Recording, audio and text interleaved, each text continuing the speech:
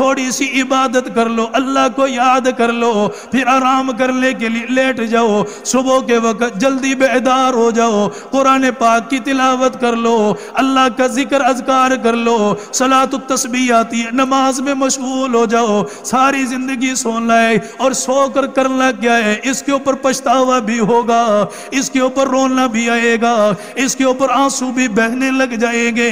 جب قبر کے اندر پہنچنے کے بعد پردوں کو ہٹا دیا جائے گا، جب ساری کہانی سامنے لا کر کھڑی کر دی جائے گی، پھر رونا آئے گا، ہائے کاش میں اپنی قبر کو بنا لیتا، میں اپنے حشر کو بنا لیتا، میں اپنی آخرت کی فکر کر لیتا۔ کون ہے؟ حضرت ابراہیم بن ادھم ہے۔ کون ہے؟ اتنا بڑا بادشاہ تھا، ان کے زمانے کے اندر سونے کا ڈھیر لگا ہوا ہے، خدام تھا چاروں طرف کھڑے ہوئے اور چاروں طرف کنیزوں کی لائن لگی ہوئی ہے، عیش و عشرت کی زندگی بسر کرنے والا یہ نوجوان ہے۔ اس کا بستر بھی کیسا ہوا کرتا تھا؟ اس زمانے کے اندر ایسا بستر کسی کو نہ ملا، ملازمہ گھر کے اندر ہے، کنیز ان کی گھر کے اندر ہے، ان کا بستر لگانے کے لیے ان کے محل میں داخل ہوئی ہے، انہوں نے ان کا بستر لگایا، بستر کو دیکھا، بڑا نرم بستر ہے، بڑا ملائم بستر ہے۔ کنیز سوچنے لگ گئی بادشاہ کو کتنا سکون ملتا ہوگا، کتنا آرام ملتا ہوگا۔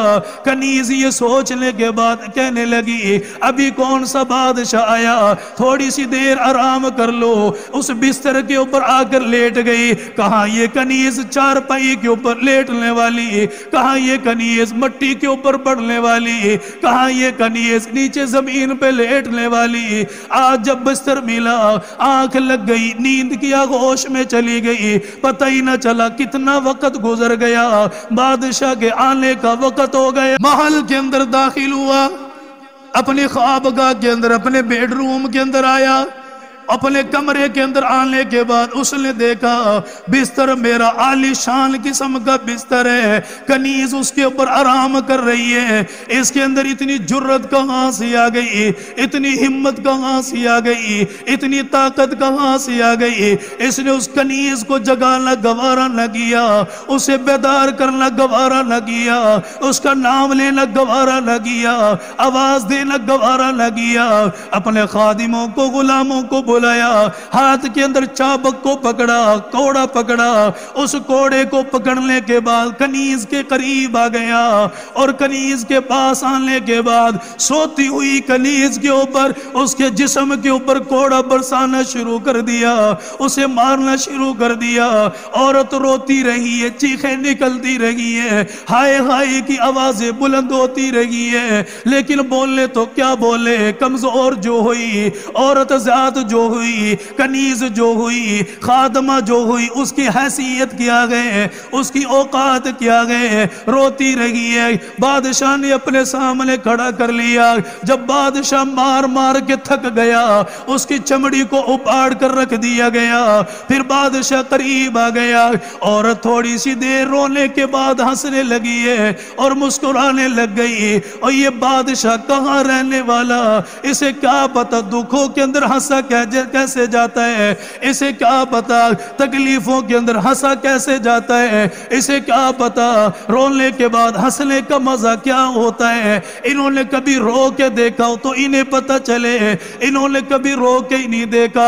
عورت کو کہنے لگا پہلے تو روئی ہے، مجھے سمجھ آ گیا رونے کا مسئلہ کیا تھا، میں نے کوڑا برسایا، میں نے چابک کو برسایا، تیرے جسم کے اندر سے خون نکلنے لگ گیا، میں نے تیری چمڑی کھال کو اتار کے رکھ دیا، ہاں تجھے تکلیف ہوئی ہے، لیکن مجھے تیرے ہنسنے کا مسئلہ سمجھ میں نہ آیا، تو کس وجہ سے ہنسی ہے۔ وہ کنیز کتنا بڑا سبق دے کے گئی ہے، اس نے آپ کو سمجھایا، اس نے بادشاہ کو سمجھایا، اس نے رعایا کو سمجھایا، اور بادشاہ کو سمجھانے کے بعد کہنے لگی اے بادشاہ، اس نرم ملائم بستر کے اوپر میں نے 5 منٹ گزارے، تو نے جگانا گوارا نہ کیا، مجھے سوتے ہوئے مارا گیا، مجھے پیٹا گیا، میری کمر سے کھال کو اتار لیا گیا، تجھے بالکل بھی رحم نہ آیا۔ فرمایا اے بادشاہ 5 منٹ میں 5 کوڑے میرے اوپر برسا دیے گئے،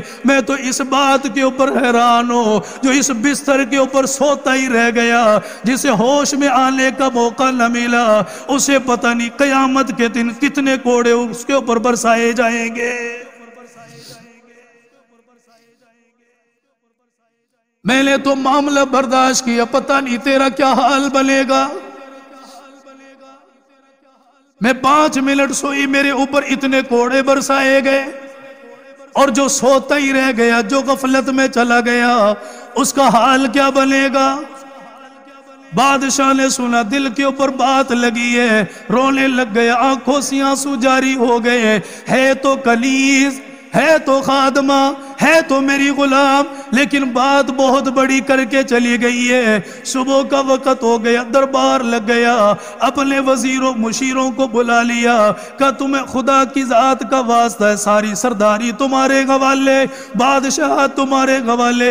ایسی بادشاہت کا میں کیا کروں گا جس نے قبر کو بھلا دیا، جس نے حشر کو بھلا دیا، جس نے غفلت کی نیند مجھے سلا دیا۔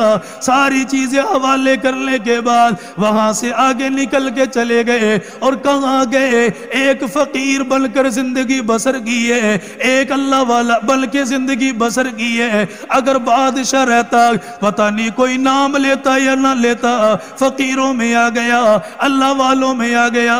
آج مرنے کے بعد محبت کے ساتھ لوگ ان کا نام لیتے ہیں، ان کا گن گاتے ہیں، ان کے تذکرے کرتے ہیں۔ کیوں؟ اس لیے وہ دنیا میں اللہ کی ذات کو راضی کر کے چلے گئے تھے۔